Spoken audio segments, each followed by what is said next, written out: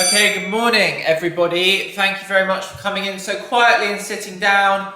Welcome to class. Today we're starting a new project. We're learning about the artist Picasso. That's the ugliest painting I've ever seen in my life. My 2-year-old could have done that. Your 2-year-old? My teacher's always banging on about Picasso. Picasso. He is overrated in my opinion. His paintings are ugly. Picasso is one of the most influential artists of the 20th century. Influentially terrible. Clearly, this guy can't paint properly, which is why he's created a bad style so he can paint like that, and everyone's going to think he's amazing when actually he's rubbish.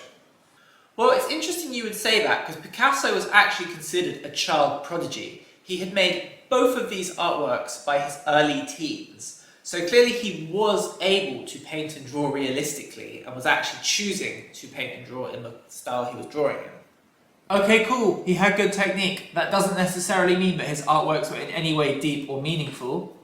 That's actually a really profound point, and thank you so much for bringing that up. But I would argue that Picasso also did make very meaningful work. For example, in his early 20s, a very close friend of his died and he fell into a deep depression. And this triggered something called Picasso's Blue Period, which in my opinion are some of the saddest, deepest and most profound paintings I've ever seen. So there is meaning in his work. Yeah, but it's not as deep as XXXTentacion's last album. Okay, fair enough. Maybe he's not quite as talented as that guy, but he was not a one-trick pony. He had loads of different styles and phases. Arguably, the most significant phase of Picasso's career was the invention of Cubism, something he designed alongside Georges Braque. Cubism was this totally new way of understanding visual language. Instead of depicting an object from one angle, the Cubists wanted to depict the object from every angle at the same time.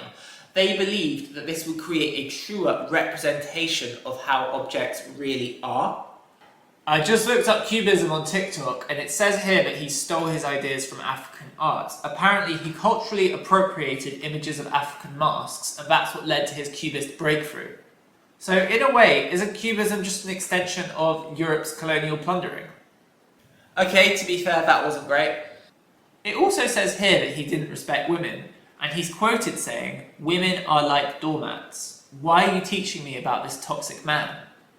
Well, you know, you have to separate the art from the artist. Should we just go off and delete all of Michael Jackson's songs? I hate millennials. Okay, whether or not he was a creep, and whether or not he was a cultural appropriator, I still think it's really important that we take into consideration the huge influence that his work has had on a later generation of artists.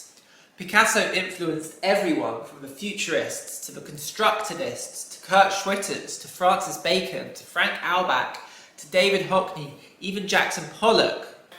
I don't care. He made Guernica, the most famous anti-war painting which now sits in the UN. When George Bush and Colin Powell declared war in Iraq, they requested that Guernica be covered up because they feared that it was going to create anti-war sentiments. George Bush is afraid of Picasso's art. Isn't that powerful? He was very clearly toxic.